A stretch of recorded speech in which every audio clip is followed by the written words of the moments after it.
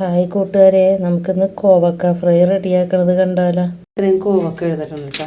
എന്നിട്ട് ഈ രണ്ട് ഭാഗം ഉണ്ടല്ലോ, അത് അരിഞ്ഞെടുത്തിട്ട് ഒന്ന് കഴുകിയെടുത്തതാണ്. ഇതൊന്ന് ചെറുതാക്കിയിട്ട് ഒന്ന് നീളത്തിൽ അരിഞ്ഞെടുക്കണം കേട്ടോ.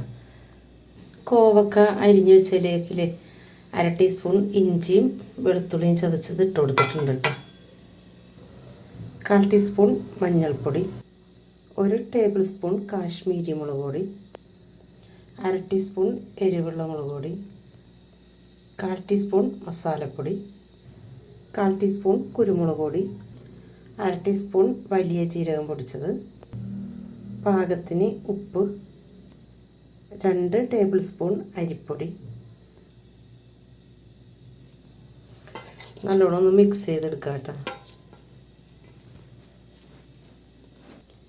നല്ലോണം മിക്സ് ചെയ്തെടുത്തിട്ടുണ്ട്. ഇനി ഞാൻ ഒരു ടീസ്പൂൺ വെള്ളം എടുത്തിട്ടുണ്ട് കേട്ടോ. അത് ഒഴിച്ച് കൊടുക്കുക. എന്നിട്ട് കൈ കൊണ്ട് നല്ലോണം ഒന്ന് മിക്സ് ചെയ്ത് കൊടുക്കുക. കായപ്പൊടി വേണമെങ്കിൽ ഇട്ട് കൊടുക്കാം കേട്ടോ. ഞാൻ കായപ്പൊടി ഒന്നും ഇട്ട് കൊടുത്തിട്ടില്ല. നമുക്കിത് അരമണിക്കൂർ റെസ്റ്റ് ചെയ്യാൻ വെക്കാം.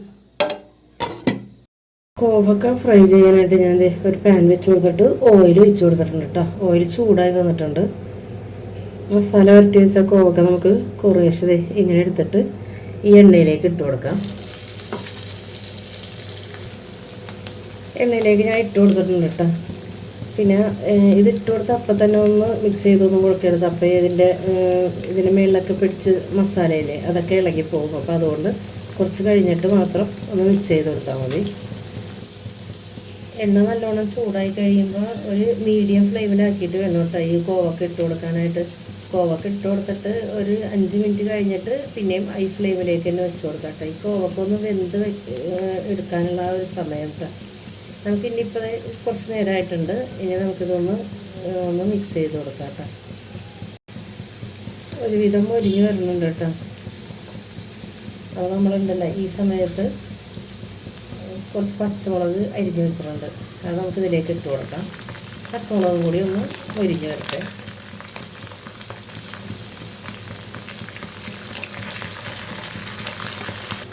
അതിൻ്റെ ഒപ്പം തന്നെ 2 തണ്ട് വേപ്പില എടുത്തിട്ടുണ്ട്. അതും ഇതിലേക്ക് ഇട്ട് കൊടുക്കാം.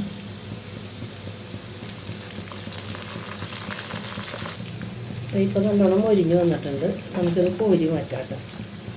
ഇതുപോലെ തന്നെ ബാക്കിയുള്ളതും ചെയ്തെടുക്കാം.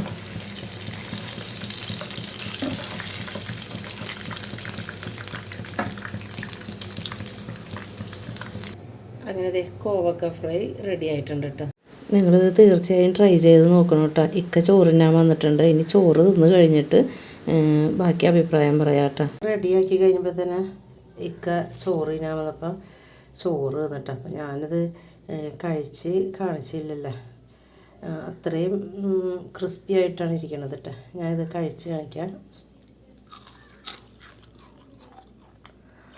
അപ്പം ചോറൊക്കെ തിന്ന് കഴിഞ്ഞിട്ട് വേണം അത് തിന്നത്. ഇപ്പോഴും നല്ല മൊരിഞ്ഞ് തന്നെയാണ് ഇരിക്കുന്നത്.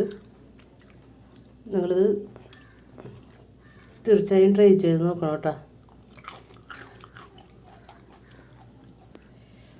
ഇക്കാക്കൊക്കെ ഇത് ഒരുപാട് ഇഷ്ടമായിട്ടാണ്. അപ്പോൾ ഇക്ക ചോദിക്കേണ്ടത് വൈകുന്നേരം വരെയും ഇതുപോലെ തന്നെ ഇരിക്കുമോ എന്ന്. അപ്പോൾ ഞാൻ ഇവിടെ നോക്കാം.